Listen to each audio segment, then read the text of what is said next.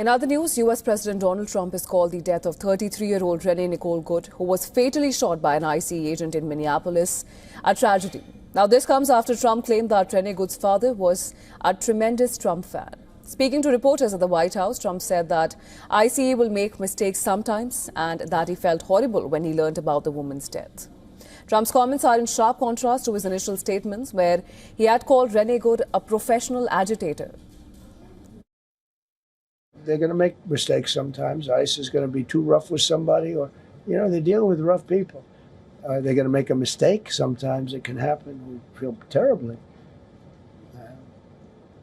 I felt horribly when I was told that the young woman who was had the tragedy. It's a tragedy. It's a horrible thing. Everybody would say it. ICE would say the same thing. But when I learned her parents and her father in particular I hope he still is, but I don't know, was a tremendous Trump fan. He was all for Trump. Trump then held up mugshots of people arrested in Minnesota, describing them as worst of the worst and top-of-the-line criminals. Now, with the high-handed tactics of federal troops coming into question, senior Border Patrol official Greg Bovino has defended his agency, saying that it targeted people who pose a serious threat to the community. And according to Bovino, over 10,000 people have been arrested in Minnesota in the last 1 year. Our operations are lawful, they're targeted, and they're focused on individuals who pose a serious threat to this community. They are not random, and they are not political. They are about removing criminals who are actively harming Minneapolis neighborhoods.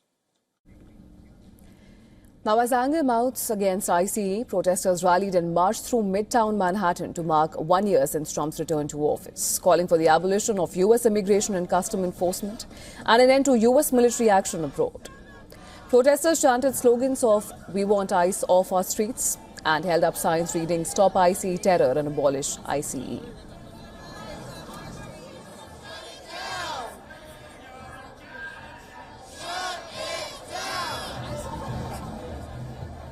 We're here marking 1 year since Trump's inauguration.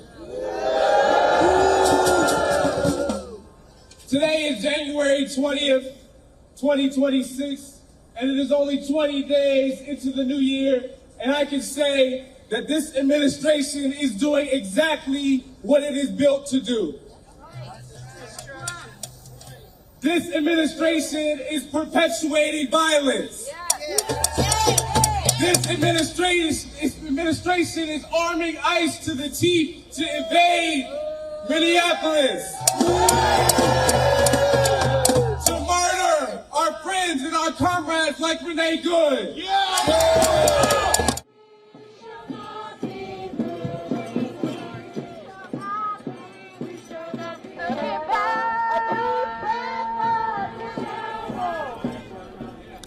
In Washington, D.C., hundreds of protesters walked off their jobs in protest against Trump's policies.